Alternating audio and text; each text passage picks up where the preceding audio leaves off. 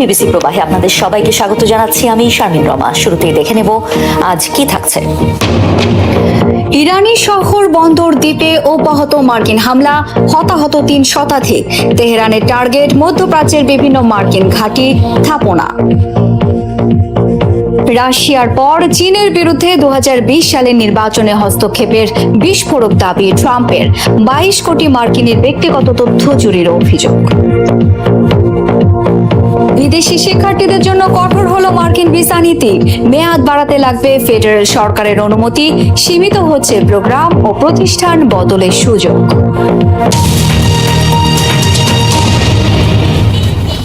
একে তো যুদ্ধবিরতি লঙ্ঘন, তার উপর টানা ষষ্ঠ রাতের মতো ইরানে হামলা চালালো যুক্তরাষ্ট্র। দেশটির সামরিক সক্ষমতা দুর্বল করার দাবি সেন্টকমের। তেহরানের দাবি, গেল কয়েকদিনের আগ্রাসনে প্রাণ হারিয়েছেন ৪০ বেসামরিক, আহত ৩ শতাধিক। প্রথমবার সিরিয়া সহ প্রতিবেশী দেশগুলোর মার্কিন ঘাঁটি ও স্থাপনাগুলোয় অব্যাহত ইরানি অভিযান। যুদ্ধবিরতির পর শুরু হওয়া হামলা পাল্টা হামলায় ক্রমেই ভয়াবহ রূপ নিচ্ছে যুক্তরাষ্ট্র ইরান সংঘাত। টানা ষষ্ঠ দিনের মতো উপকূলীয় নজরদারি কেন্দ্র, বিমান প্রতিরক্ষা ব্যবস্থা, যুদ্ধ সরঞ্জাম পরিবহন অবকাঠামো এবং নৌ সক্ষমতা সহ কয়েক ডজন সামরিক লক্ষ্যবস্তুতে হামলা চালায় যুক্তরাষ্ট্র। সেন্টকমের দাবি, ইরানের সামরিক শক্তি চুরমার করা আর বাণিজ্যিক জাহাজে আক্রমণের জবাব দিতেই এই অভিযান। ইরানের রাষ্ট্রীয় সংবাদ মাধ্যম বলছে, হরমুজগান প্রদেশের অন্তত ৫টি সেতু, ৪ বাহার সমুদ্র নিয়ন্ত্রণ টাওয়ার, বন্দর আব্বাস, বুশের, আহভাজ ও কেশম দ্বীপে চালানো আগ্রাসনে বিচ্ছিন্ন বিদ্যুৎ সংযোগ। তবে অভিযানের মাঝেও আলোচনা চলছে, দাবি হোয়াইট হাউসের। Iran very much continues to talk to the United States. Iran যুক্তরাষ্ট্রের মাঝে আলোচনা অব্যাহত। আমাদের সাথে একটি সমঝোতায় পৌঁছাতে আগ্রহী দেশটি, কারণ মার্কিন সামরিক বাহিনীর আঘাতে তারা ভয়াবহ ক্ষতিগ্রস্ত। And this is important for the American people to understand. ব্যাপক পাল্টা হামলা চালিয়েছে তেহরানও। কাতার, কুয়েত, বাহরাইন, জর্ডান এবং প্রথমবারের মতো সিরিয়ার মার্কিন সামরিক স্থাপনা লক্ষ্য করে ড্রোন ও ক্ষেপণাস্ত্র ছুড়েছে দেশটি। কাতার ও জর্ডান জানিয়েছে তাদের আকাশ প্রতিরক্ষা ব্যবস্থায় বেশ কয়েকটি ক্ষেপণাস্ত্র ধ্বংস করেছে। তবুও ধ্বংসাবশেষ পড়ে আহত হয়েছে এক শিশু। ক্ষতিগ্রস্ত হয়েছে বিভিন্ন স্থাপনা। সামরিক উত্তেজনার মধ্যে আলোচনার টেবিল ঘিরেও চলছে বিতর্ক। ইরানের সঙ্গে আলোচনায় মার্কিন দূত স্টিভ উইটকফ ও জ্যারেড কুশনার আর্থিকভাবে লাভবান হচ্ছেন এমন অভিযোগকে সম্পূর্ণ ভিত্তিহীন বলে উড়িয়ে দিয়েছেন ভাইস প্রেসিডেন্ট জেডি ভ্যান্স। তার অভিযোগ, ইসরায়েলি সরকারের কিছু সদস্য যুদ্ধবন্ধে মার্কিন প্রচেষ্টাকে বাধাগ্রস্ত করেছেন। এদিকে হরমুজ প্রণালীর পরিস্থিতি আর কখনোই যুদ্ধপূর্ব অবস্থায় ফিরবে না, এমন হুঁশিয়ারি দিয়েছে ইরানের সামরিক বাহিনী। ফিলিস্তিনিদের জন্য কুম্ভীরাস্ত্র ঝরালেন ইসরায়েলি প্রেসিডেন্ট আইজাক হারজগ। সৌদি রাষ্ট্রীয় গণমাধ্যম আল আরাবিয়াকে দেয়া সাক্ষাৎকারে প্রকাশ পেল তার এই কপট সমবেদনা। ৩০ মিনিটের কথোপকথনে উঠে আসে সৌদি আরবের সাথে মিত্রতা স্থাপনের প্রত্যাশাও। জানান, প্রতিবেশীদের সাথে সম্পর্ক স্বাভাবিক হলে লেবানন, সিরিয়া ভ্রমণ করতে চান। With the Israeli President Isaac Herzog. Saudi আরবের রাষ্ট্রীয় সংবাদ মাধ্যম আল আরাবিয়াকে সাক্ষাৎকার দেন ইসরায়েলি প্রেসিডেন্ট আইজাক হারজগ। ৩০ মিনিটের অনুষ্ঠানে ফিলিস্তিন, সৌদি আরব সহ মধ্যপ্রাচ্যের বিভিন্ন প্রসঙ্গে কথা বলেন তিনি। মাছের মায়ের পুত্রশোকের মতোই ফিলিস্তিনিদের জন্য দেখালেন আবেগ। যেখানে গাজা এখনো ইসরায়েলি হামলায় রক্তাক্ত, সেখানে প্রেসিডেন্ট জানালেন উপত্যকাবাসীর জন্য তার হয় হৃদয়ে রক্তক্ষরণ। These people in Gaza, they deserve good life. অবশ্যই গাজাবাসী ভালো জীবন পাওয়ার দাবিদার। আমরাও চাই তারা ভালোভাবে জীবন যাপন করুক। বিশ্বাস করুন, ফিলিস্তিনিদের জন্য আমার হৃদয় ব্যথিত হয়, কারণ নিরপরাধ মানুষকে হত্যা আমার বা ইসরায়েলের উদ্দেশ্য নয়। সৌদি আরবের সাথে শান্তিপূর্ণ সম্পর্ক স্থাপনের স্বপ্ন দেখেন ইসরায়েলি প্রেসিডেন্ট। মনে করেন সৌদি ইসরায়েল দুটোই ইতিহাসের এক পাতা। আমার স্বপ্ন গাড়ি নিয়ে বৈরুতে ড্রাইভিং এ বের হব। দামেস্কে যাওয়ার আশাও রয়েছে। সৌদি আরব ও ইসরায়েলের মধ্যে শান্তি স্থাপন দেখতে চাই। এটা ইতিহাসের অংশ। ইব্রাহিমের অনুসারী সবাই একযোগে বসবাস করবে, এটাই নিয়তি।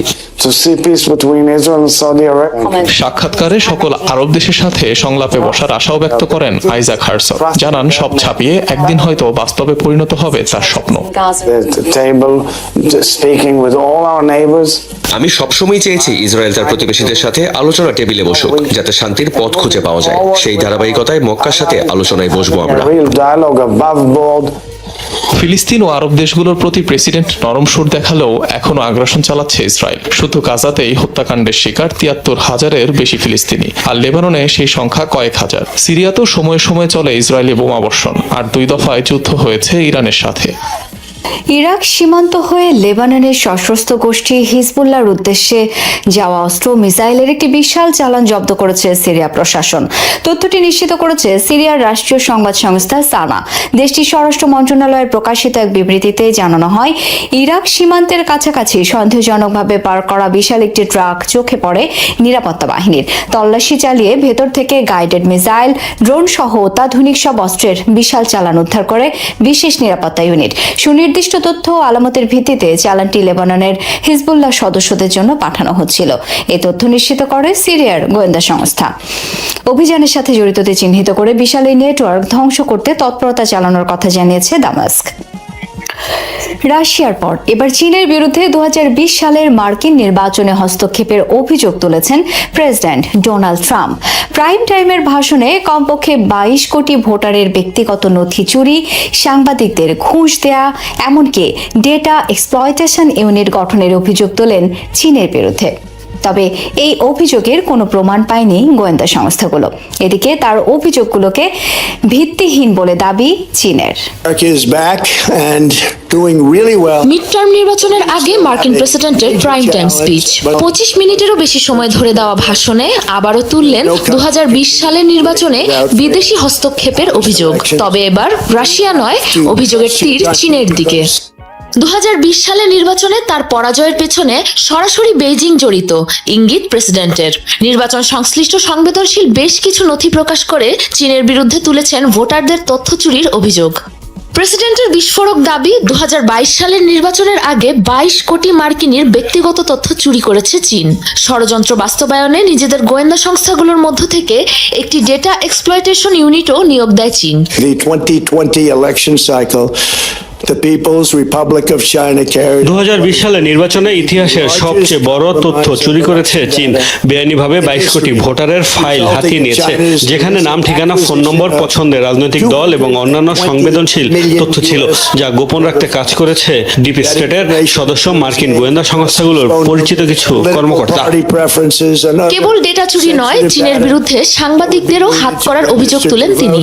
দাবি, রিপাবলিকানদের বিরুদ্ধে প্রতিবেদন তৈরির জন্য বিপুল অর্থ ছড়িয়েছে বেইজিং। সাংবাদিকদেরও হাত করেছিল বেইজিং। আমার বিরুদ্ধে বিদ্বেষমূলক প্রতিবেদন লেখার জন্য তাদের প্রচুর অর্থ দেওয়া হয়েছিল। ন্যাশনাল ইন্টেলিজেন্স, বিচার বিভাগ, FBI এবং CIA কে সংবেদনশীল এসব তথ্য এতদিন লুকিয়ে রাখার জন্য তদন্তের নির্দেশ দিয়েছি। এদিকে যুক্তরাষ্ট্রের নির্বাচনে হস্তক্ষেপের অভিযোগ অস্বীকার করেছে চীন। ট্রাম্পকে অন্য দেশকে অপবাদ দেওয়া বন্ধ করার আহ্বান জানিয়েছে দেশটি।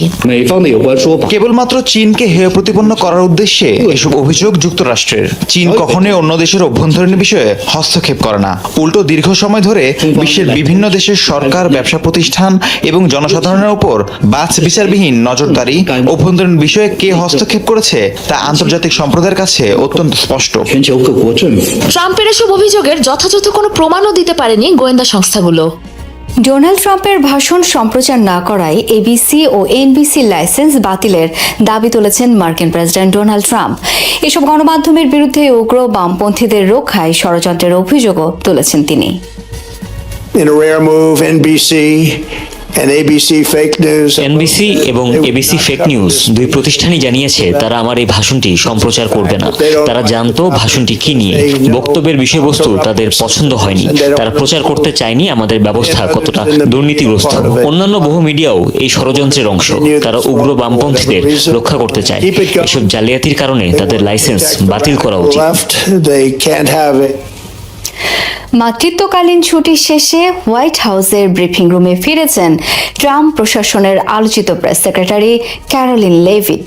বৃহস্পতিবার প্রথমবারের মতো সংবাদ ব্রিফিং করেন তিনি। গত ডিসেম্বরে প্রকাশ্যে গর্ভাবস্থার কথা জানিয়ে প্রথম হোয়াইট হাউস প্রেস সেক্রেটারি হিসেবে ইতিহাস গড়েন লেভিট।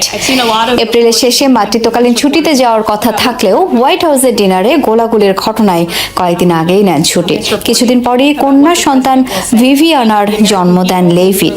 আনুষ্ঠানিকভাবে এখনো পুরোপুরি দায়িত্বে ফেরেননি তিনি, তবে সম্প্রতি প্রেসিডেন্ট ডোনাল্ড ট্রাম্পের বিভিন্ন কর্মসূচি এবং হোয়াইট হাউসে তাকে নিয়মিত দেখা যাচ্ছে। বিদেশি শিক্ষার্থীদের জন্য ভিসা নীতি আরও কঠোর করল যুক্তরাষ্ট্র। নতুন নিয়ম অনুযায়ী কেন্দ্রীয় সরকারের বিশেষ অনুমতি ছাড়া F1 এবং J1 ভিসাধারীরা 4 বছরের বেশি দেশটিতে থাকতে পারবেন না। একাডেমিক প্রোগ্রাম ও বিশ্ববিদ্যালয় পরিবর্তনের সুযোগও সীমিত করা হয়েছে। এছাড়া কমানো হয়েছে বিদেশি সংবাদকর্মীদের যুক্তরাষ্ট্রে অবস্থানের সময়সীমাও। উচ্চশিক্ষার জন্য অনেকেরই পছন্দের শীর্ষে যুক্তরাষ্ট্র। খ্যাতনামা বিশ্ববিদ্যালয়ে অধ্যয়নের জন্য প্রতি বছর মার্কিন মুলুকে পাড়ি জমান হাজার হাজার বিদেশি শিক্ষার্থী। মূলত F1 ভিসায় যুক্তরাষ্ট্রে যান শিক্ষার্থীরা। এছাড়া শিক্ষা ও সংস্কৃতি বিনিময়ের জন্য গবেষক, অধ্যাপক, শিক্ষার্থী ও প্রশিক্ষণার্থীদের দেয়া হয় J1 ভিসা। দুটি ভিসার নীতিতেই ব্যাপক পরিবর্তন আনার ঘোষণা দিয়েছে ট্রাম্প প্রশাসন। এতদিন এসব ভিসাধারীরা ডিউরেশন অব স্ট্যাটাস শর্তে যুক্তরাষ্ট্রে প্রবেশের অনুমতি পেতেন, ফলে ডিগ্রি সম্পন্ন না হওয়া পর্যন্ত পেতেন দেশটিতে অবস্থানের সুযোগ। এছাড়া শিক্ষা প্রতিষ্ঠানগুলোর হাতেই ছিল ভিসার মেয়াদ বাড়ানোর ক্ষমতা। তবে নতুন নিয়মে বেঁধে দেওয়া হয়েছে 4 বছরের সময়সীমা।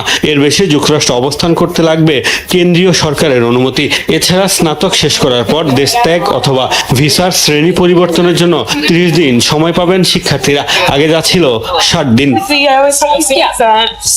যুক্তরাষ্ট্রের অধিকাংশ স্নাতক কোর্স 4 বছরের হলেও ডক্টরেট সহ স্নাতকোত্তরের অনেক কোর্সে আরো বেশি সময় লাগে।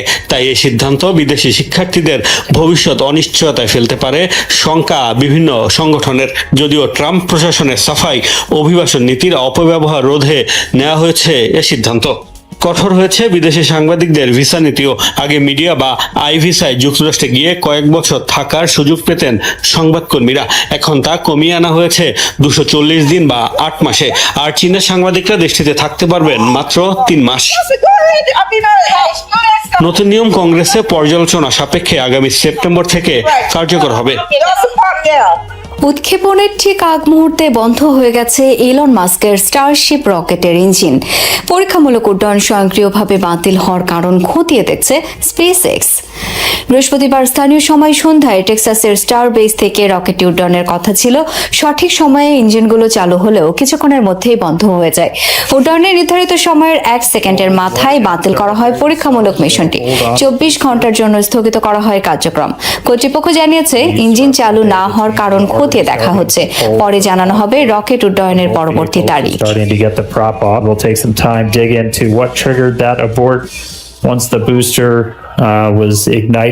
তৃণমূল কংগ্রেস থেকে রাজ্যসভার পদ ছাড়লেন টালিউড তারকা কোয়েল মল্লিক। বৃহস্পতিবার পদত্যাগ করেন তিনি। এই নিয়ে সংসদের উচ্চকক্ষে তৃণমূলের সদস্য সংখ্যা কমে দাঁড়ালো 9 জনে। পদত্যাগের পরপরই বিজেপির কেন্দ্রীয় মন্ত্রী ভূপেন্দ্র যাদবের সঙ্গে সাক্ষাৎ করেছেন কোয়েল। বিজেপিতে যোগ দেবেন বলেও শোনা যাচ্ছে গুঞ্জন। এর আগে 11 জুন মেইলে তিনি পদত্যাগপত্র পাঠালেও তা গৃহীত হয়নি। গেল 9 জুলাই তৃণমূলের রাজ্যসভার পদ ছাড়েন আরও 3 জন। তারা ছিলেন সুখেন্দু শেখর রায়, সুস্মিতা দেব ও প্রকাশ চিরপড়াইক।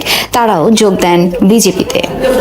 ভেনেজুয়েলায় জোড়া ভূমিকম্পে প্রাণহানি বেড়ে 5,000-এর কাছাকাছি দাঁড়িয়েছে। আহতের সংখ্যা 17,000 ছুঁই। বৃহস্পতিবার এই তথ্য জানিয়েছে দেশটির প্রশাসন। তবে জাতিসংঘের ধারণা অনুযায়ী এখনও 50,000-এর বেশি মানুষ নিখোঁজ দেশটিতে। ভূমিকম্পের 3 সপ্তাহেরও বেশি সময় পর ধ্বংসস্তূপ থেকে উদ্ধার করা হচ্ছে একের পর এক মরদেহ। জীবিত কাউকে উদ্ধারের সম্ভাবনা আর নেই বলে জানিয়েছে প্রশাসন। ধ্বংসযজ্ঞ সরাতে কাজ করছেন কয়েক হাজার কর্মী। 24 জুন স্থানীয় সময় সন্ধ্যায় মাত্র 39 সেকেন্ডের ব্যবধানে দুবার ভূমিকম্পে কেঁপে ওঠে ভেনেজুয়েলা। লন্ডনের মেয়র সাদিক খান সহ 26 জনকে হাউস অব লর্ডসে আজীবন সদস্য হিসেবে মনোনীত করা হয়েছে। তারা এখন যুক্তরাজ্যের আইন পর্যালোচনা, সংশোধন এবং ভোট দেওয়ার সুযোগ পাবেন। মনোনীতদের মধ্যে রাজনীতি, মানবাধিকার, সামরিক বাহিনী, সমাজসেবা ও ব্যবসা খাতের বিশিষ্ট ব্যক্তিরা রয়েছেন। লেবার পার্টি 16 জন, লিবারেল ডেমোক্র্যাটস 5 জন, কনজারভেটিভ পার্টি 3 জন এবং 2 জনকে ক্রস বেঞ্চ পিয়ার হিসেবে মনোনীত করা হয়েছে। ব্রিটিশ প্রধানমন্ত্রী কেয়ার স্টারমার তার শেষ কাজের মধ্যে লন্ডনের মেয়র সাদিক খানকে হাউস অব লর্ডসে মনোনীত করলেন। জমকালো আয়োজনের মধ্য দিয়ে 100 বছর পূর্তি উদযাপিত হল ফ্রান্সের ঐতিহাসিক গ্র্যান্ড মস্ক অব প্যারিসের। প্রথম বিশ্বযুদ্ধে ফ্রান্সের হয়ে জীবন উৎসর্গকারী মুসলিম সেনাদের স্মরণে নির্মিত হয় ঐতিহাসিক এই মসজিদ। নানা সামাজিক ও রাজনৈতিক টানাপোড়েনের মাঝে এই শতবর্ষ উদযাপন ফরাসি সমাজে সম্প্রীতি ও ঐক্যের নতুন বার্তা দিচ্ছে। ইউরোপের অন্যতম প্রাচীন শহর প্যারিস শহরের প্রাণকেন্দ্রে দাঁড়িয়ে আছে গ্র্যান্ড মস্ক। 100 বছর পূর্ণ করলো এই স্থাপত্যটি। মুসলমানদের এই ঐতিহাসিক মসজিদ সাক্ষ্য দিচ্ছে সম্প্রীতি আর সৌহার্দ্যের। তাই জমকালো প্রদর্শনী আর বর্ণিল আয়োজনে উদযাপন হচ্ছে এর শতবর্ষ পূর্তি। প্রথম বিশ্বযুদ্ধ চলাকালে লাখ লাখ মুসলমান ফ্রান্সের হয়ে যুদ্ধ করে। এর মধ্যে ছিল আলজেরিয়া, তিউনিসিয়া, মরক্কো আর মালির সাহসী যোদ্ধারা। এসব দেশ ফ্রান্সের উপনিবেশ ছিল। রণক্ষেত্রে জার্মান ও অস্ট্রিয়ান সেনাদের বিরুদ্ধে তাদের বীরত্বের গাথা ছড়িয়ে পড়ে পুরো ইউরোপ জুড়ে। এই যুদ্ধে প্রাণ হারান 10 লাখেরও বেশি মুসলমান যোদ্ধা। তাদের আত্মত্যাগের স্মরণে এবং দেশটিতে থাকা ইসলাম ধর্মাবলম্বীদের নামাজের জন্য 1926 সালে মসজিদটি নির্মাণ করে ফ্রান্সের সরকার। নাম দেওয়া হয় গ্র্যান্ড মস্ক। 1926 সালে ফরাসি প্রজাতন্ত্রের সদর দরজা দিয়েই ইসলামের প্রবেশ ঘটেছিল। আজ আমি সবাইকে এটি দেখাতে চাই যে এই ইতিহাসটি ফরাসি সমাজেরই অংশ, যা আমাদের সবার। মুসল্লিদের জন্য মসজিদটিকে সাজানো হয়েছে, সেই সাথে আমন্ত্রণ জানানো হয়েছে শহরের সকল ধর্মপ্রাণ মুসলমানদের। সারা বছরই আলোর বর্ণিল সজ্জায় সজ্জিত থাকবে মসজিদটি। মুসল্লিরাই এই মসজিদের প্রাণ। শতবর্ষের এই আনন্দ ভাগ করে নিতে আজ আমরা তাদের আমন্ত্রণ জানিয়েছি। এটি তো কেবল প্রথম শতাব্দী। আমাদের এই ঐতিহ্যবাহী প্রতিষ্ঠানটি যেন আগামী শত শত বছর টিকে থাকে, আজ এই দোয়াই করি। শতবর্ষ উপলক্ষে মসজিদে এসেছিলেন প্যারিসের গির্জার প্রধান ধর্মযাজক। এছাড়াও ছিলেন শহরটির মেয়র আর ইউরোপীয় নেতারা। এ সময় পারস্পরিক ধর্মীয় শ্রদ্ধা ও সম্প্রীতি বজায় রেখে একটি সুন্দর ভবিষ্যৎ গড়ার আশাবাদ ব্যক্ত করেন তারা। ফ্রান্সে বর্তমান ইউরোপীয় ইউনিয়নের মধ্যে সবচেয়ে বড় মুসলিম জনগোষ্ঠীর আবাসস্থল। দেশটির মোট জনসংখ্যার প্রায় 10% মুসলিম। তালগাছের হাত পাখা বানিয়ে চীনের সিচুয়ানে পাল্টে গেল একটি গ্রামের অর্থনৈতিক চিত্র। জিনজিন জুই গ্রামের নাম পৌঁছে যাচ্ছে আন্তর্জাতিক বাজারে। বছরে 1/2 কোটির বেশি পাখা তৈরি করছেন স্থানীয়রা, যা থেকে বাৎসরিক আয় 3 কোটি ইউয়ান বা $45 লাখ। জুলাইয়ের মাঝামাঝি গ্রীষ্মের তীব্র দাবদাহ চীনে, গরমে অতিষ্ঠ সাধারণ মানুষজন। নগরে শীতল থাকার নানা আয়োজন থাকলেও বিপাকে পড়েন গ্রামের বাসিন্দারা। ঠিক এ সময় সিচুয়ান প্রদেশের জমিগুলোয় রোপণ করা হয় তাল জাতীয় গাছ, যার গোলাকার পাতা সংগ্রহ করেন গ্রামবাসীরা। রোদে শুকিয়ে নানা কৌশলে কাটা হয় পাখার আকারে। চারপাশে সেলাই করে আটকানো হয় রঙিন কাপড়, যা আরও নান্দনিক করে তোলে এই হাত পাখাকে। পারিবারিকভাবেই অনেকে এ ব্যবসার সাথে জড়িত। কারখানায় স্তূপ আকারে রাখা হয় কাঁচা তালপাতা, যা পরে নানা ধাপ পেরিয়ে হয়ে ওঠে ঐতিহ্যবাহী ক্ষুদ্র শিল্প। ওজনে হালকা ও দেখতে সুন্দর হওয়ায় পাখাগুলো গৃহসজ্জায়ও ব্যবহৃত হয়। এই পাখা তৈরির সবচেয়ে জটিল অংশটি হলো শুকনো পাতা আগুনে সেঁকে নেওয়া, সোজা করা এবং পরে চাপ দিয়ে চ্যাপ্টা করে পাখার আকৃতি দেয়া।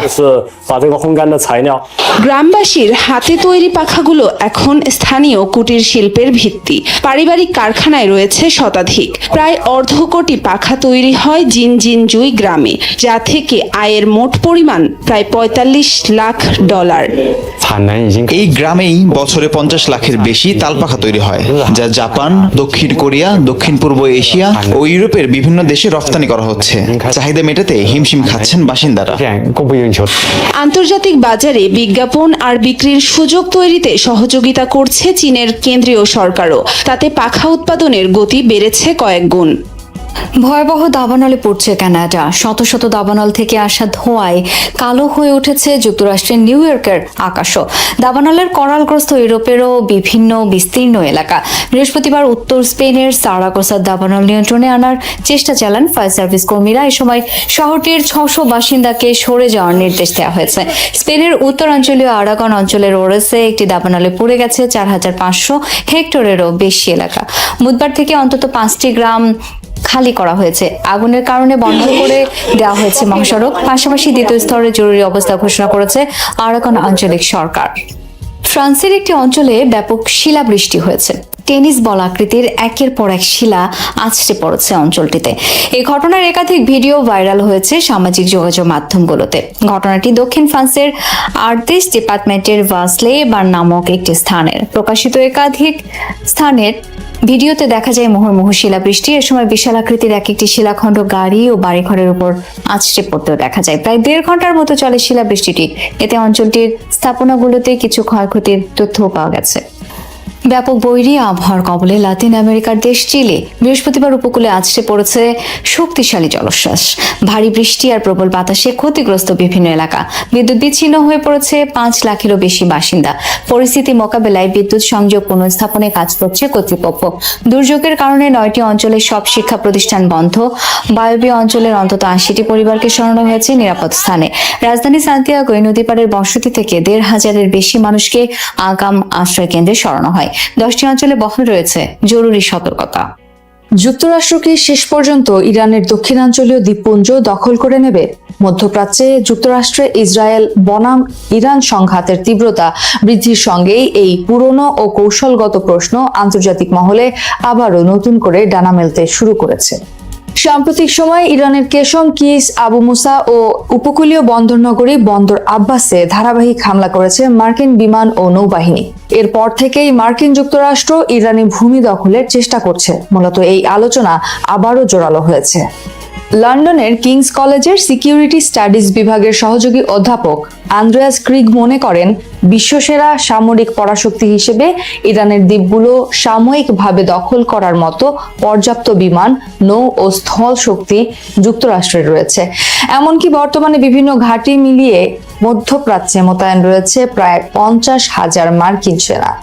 তবে যুক্তরাষ্ট্রের জর্জটাউন বিশ্ববিদ্যালয়ের মধ্যপ্রাচ্য রাজনীতি বিভাগের অধ্যাপক নাদের হাশেমির মতামত ভিন্ন। তিনি বলেন, যুক্তরাষ্ট্রের লজিস্টিক ও সামরিক সক্ষমতা নিয়ে কোনো সন্দেহ নেই।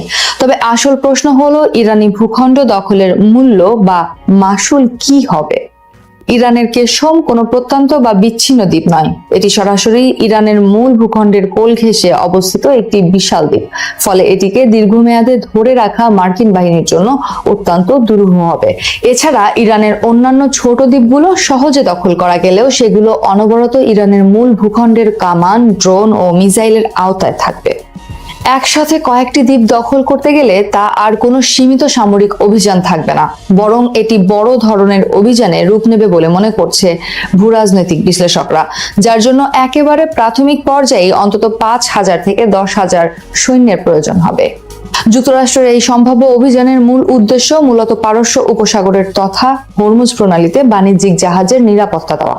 কিন্তু বিশ্লেষক আন্দ্রেয়াস ক্রিগের মতে, দ্বীপগুলো দখল করলেও ইরানকে জাহাজ চলাচলে ব্যাহত করা থেকে থামানো যাবে না, কারণ জাহাজ ও ড্রোনগুলোতে হামলা চালানোর জন্য ইরানের এই দ্বীপগুলোর কোনো প্রয়োজন নেই। তারা তাদের রাডার, মিসাইল এবং ড্রোনগুলো মূল ভূখণ্ডের ভেতরই লুকিয়ে রেখেছে।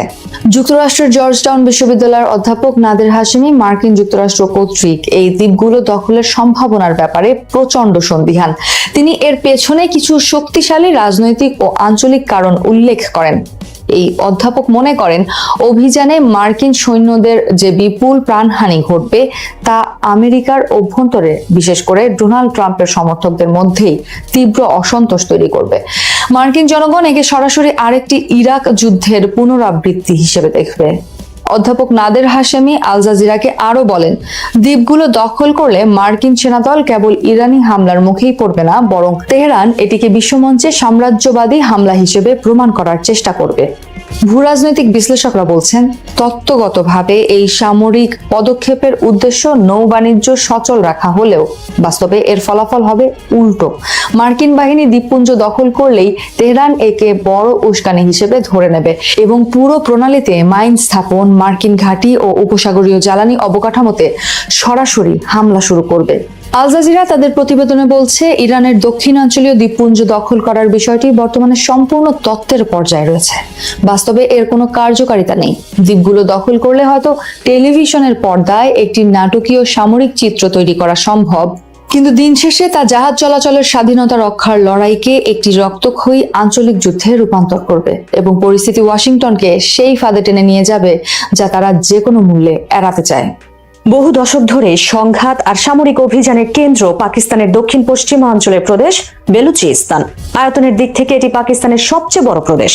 দেশটির মোট ভূখণ্ডের প্রায় 44% জুড়ে বেলুচিস্তানের বিস্তৃতি, কিন্তু জনসংখ্যা মাত্র 1.5 কোটি, যা পাকিস্তানের মোট জনসংখ্যার তুলনায় অনেক কম। তামা, সোনা, কয়লা, গ্যাস সহ নানা প্রাকৃতিক সম্পদের ঠাসা এই প্রদেশটি কৌশলগতভাবে বেশ গুরুত্বপূর্ণ। তবে সম্পদে ভরপুর হলেও এর বড় অংশ থেকেই বঞ্চিত স্থানীয় বেলুচ জনগণ। বেলুচ জাতীয়তাবাদী সংগঠনগুলোর দাবি, বেলুচিস্তানের এসব সম্পদের বেশিরভাগই ভোগ করে ইসলামাবাদ।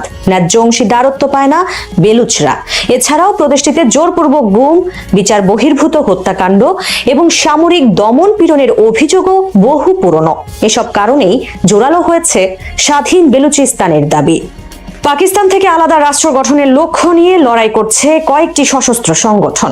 এর মধ্যে সবচেয়ে পরিচিত গোষ্ঠী হচ্ছে বেলুচিস্তান লিবারেশন আর্মি BLA, এছাড়া বেলুচিস্তান লিবারেশন ফ্রন্ট BLF এবং বেলুচ রিপাবলিকান গার্ডস BRG-র মতো সংগঠনও সক্রিয়। এসব গোষ্ঠী পাকিস্তানি নিরাপত্তা বাহিনী, সরকারি স্থাপনা এবং বিশেষ করে চীনের অর্থায়নে পরিচালিত চীন পাকিস্তান অর্থনৈতিক করিডর CPEC সংক্রান্ত প্রকল্পে হামলা চালিয়ে থাকে। তাদের অভিযোগ, এসব প্রকল্প স্থানীয় জনগণের নয়, বরং রক্ষা করছে কেন্দ্রীয় সরকারের স্বার্থ। অন্যদিকে পাকিস্তান সরকার বলছে, এসব সংগঠন দেশের সার্বভৌমত্বের বিরুদ্ধে সশস্ত্র বিদ্রোহ চালাচ্ছে এবং বিদেশি শক্তির সহায়তায় পরিচালিত। সরকার তাদের বিরুদ্ধে নিয়মিত সামরিক অভিযান পরিচালনা করছে। পাকিস্তানের বেলুচিস্তান প্রদেশ সম্প্রতি স্বাধীনতা ঘোষণা করেছে, এমন একটি বিবৃতি ছড়িয়ে পড়েছে সামাজিক মাধ্যমে। বেলুচিস্তান প্রজাতন্ত্র নামে প্রকাশ করা এই ভাইরাল বিবৃতিতে দাবি করা হয়েছে, পাকিস্তানের দক্ষিণ পশ্চিমাঞ্চলীয় এই প্রদেশটি ঘোষণা করেছে স্বাধীনতা। এতে আরো দাবি করা হয়েছে, একটি জাতীয় পতাকা, জাতীয় সঙ্গীত, নতুন মুদ্রা ও স্বাধীন প্রশাসনিক পদ্ধতি চালু করেছে বেলুচিস্তান। অঞ্চলটির খনিজ সম্পদের গ্যাস ক্ষেত্রগুলো ও কয়লা খনিগুলোর পূর্ণ নিয়ন্ত্রণ গ্রহণ করেছে নতুন প্রশাসন।